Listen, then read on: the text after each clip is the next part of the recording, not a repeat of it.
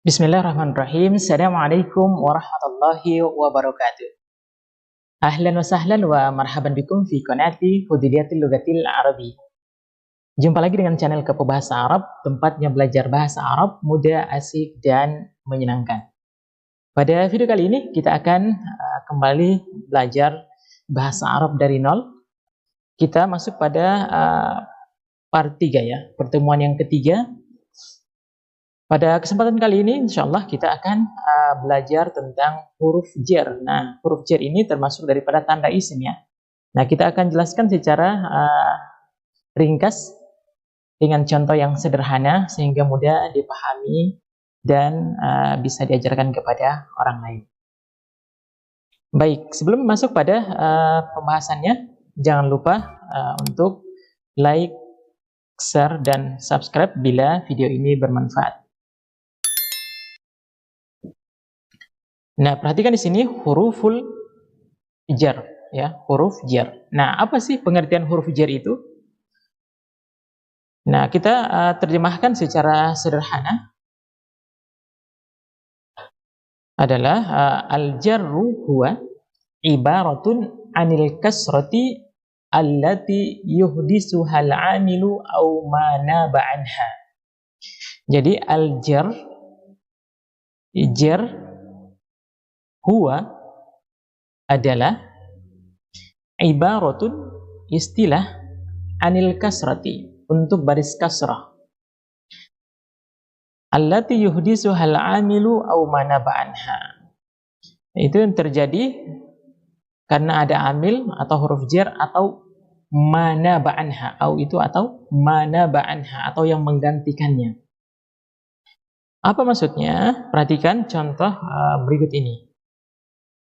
Yang pertama, perhatikan kalimat salam tu ala Mahmudin. Aku bersalam kepada Mahmud. Nah, di sini perhatikan ada huruf jar ya. Ala. Ala ini namanya huruf jar. Nah, inilah yang namanya amil ya. Huruf jar itu ya, istilahnya amil. Nah, karena ada amil ini, ada huruf jar ini, membuat kata setelahnya itu berbaris kasrah. Paham ya? Ala Mahmudin. Aku bersalam kepada Mahmud. Bisa diartikan kepada atau atas ya. Kita menerjemahkan agar orang bisa paham seperti itu. Nah, ini namanya huruf jar ala, maka kata setelahnya adalah kasrah, Mahmudin. Nah, untuk yang kata yang setelah huruf jar, ini namanya jar, dan kata yang berbaris kasrah ini namanya majrur ya, namanya majrur. Ini jar, ini namanya majrur. Paham ya? Ini contoh yang pertama tentang amil. Kemudian yang kedua, manaba anha atau yang menggantikan amil itu. Contoh, perhatikan di sini. Kalimat kitabu Zaidin mufidun. Bukunya Zaid bermanfaat. Nah, perhatikan kata ini strukturnya adalah mudhof. Ini namanya mudhof atau yang sandaran. Kemudian mudhof inilah yang disandarkan.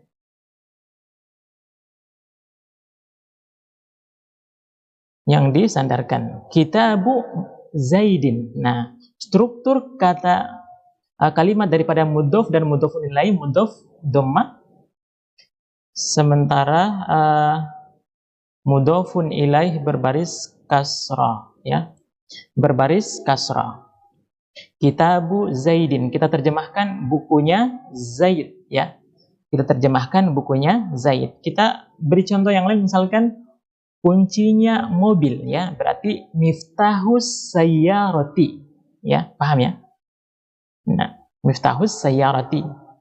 Atau misalkan pintunya rumah, babul baiti, pintunya rumah, pintunya surga, babul jannati. Nah, itu mudhof, mudhofun ilaih.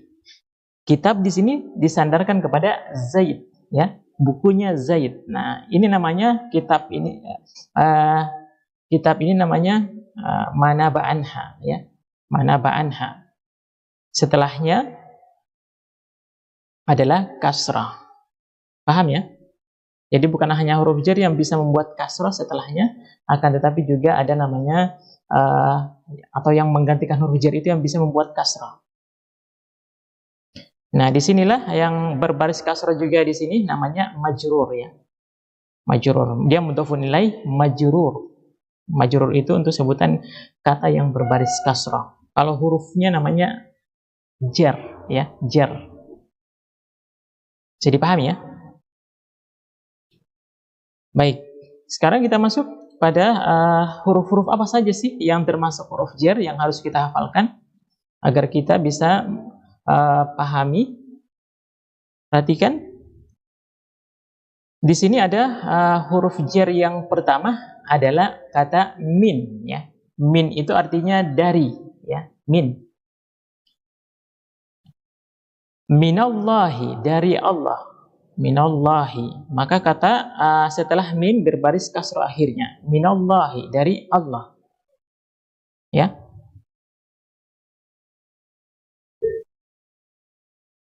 Kemudian huruf jar berikutnya adalah ila. Ila itu artinya ke ya. Contoh di sini ila suki, ke pasar. Nah, setelah kata ila, kata setelahnya berbaris kasrah. Ila suki. Paham ya?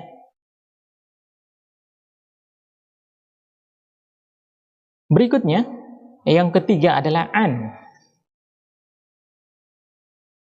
An artinya dari ya. Anin nabi, dari nabi ya. Nabi bukan nabiyu, tapi nabi karena ada kata an. Dari nabi. Setelah kata an, kata setelah an ini maka berbaris kasrah. Karena fungsi huruf jar itu membuat kata setelahnya berbaris kasrah. Baik, berikutnya yang keempat di sini adalah ala ya. Ala itu diartikan di atas ya. Ala. Contoh di sini alal maktabi, di atas meja. Nah, karena ada ala maka kata maktabi berbaris kasrah. Maktabi. Paham ya? Berikutnya yang kelima adalah kata fi. Yang termasuk huruf jar yang kelima adalah fi. Fi itu artinya di, bisa diartikan di atau di dalam. Ya. Tergantung konteks kalimatnya. Nah, di sini contohnya fil baiti, di rumah ya. Misalkan kita menanyakan aina akhuka, di mana saudaramu? Kita menjawab misalkan fil baiti, di rumah. Bukan baitu tapi baiti karena ada fi ya. Membuat kata setelahnya berbaris kasrah. Nah, itu ya. Kita lanjut untuk huruf jar berikutnya.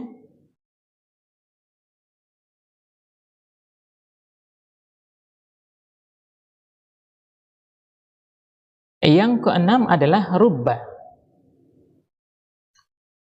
Rubba rajulin karimin. Banyak ya, rubba bisa diartikan banyak, bisa diartikan sedikit ya, rubba. Rubba rajulin karimin. Banyak pemuda yang mulia. Rubba huruf jar. Ini namanya majrur ya. Rajulin karimin. Banyak pemuda yang mulia. Nah, kalau yang kata yang ini namanya sifat-sifat dari rajulin ini ya, maka dia juga kasrah di sini mengikuti yang disifati. Karena rajulin kasrah, maka karimin juga kasrah. Nanti ini ada pembahasan khususnya ya. Oke, lanjut. Yang ke-7 adalah al-ba'u. Al-ba'u itu maksudnya huruf ba ya, diartikan dengan ya, diartikan dengan. Misalkan dicontohkan di sini huruf ba yang diawali huruf ba bil mirsami, dengan pensil. Misalkan aktubu bil mirsami, saya menulis dengan pensil. Atau aktubu bil qalami, saya menulis dengan pena. Atau misalkan kita mengatakan azhabu bis sayyarati, saya berangkat dengan mobil. Nah, itu ya. Maka kata setelah bi berbaris kasrah. Paham ya? Berikutnya, yang ke-8 adalah huruf kaf. Nah, huruf kaf. Al-kaf, huruf kaf yang ini ya. Kaf. Misalkan dicontohkan di sini kal qamari. Bagaikan rembulan ya, atau seperti rembulan. Kal qamari. Misalkan kita mengatakan wajhuki kal qamari, wajahmu bagaikan rembulan. Fil lailatil mazlumah, di kegelapan malam. Gitu ya. Nah, ini seperti majas lah begitu ya. Melebih-lebihkan atau menyanjung seseorang. Atau mengumpamakan seseorang, misalkan kita mengatakan anta kal asad, kamu bagaikan singa, maksudnya pemberani, kuat ya. Ini menggunakan kaf.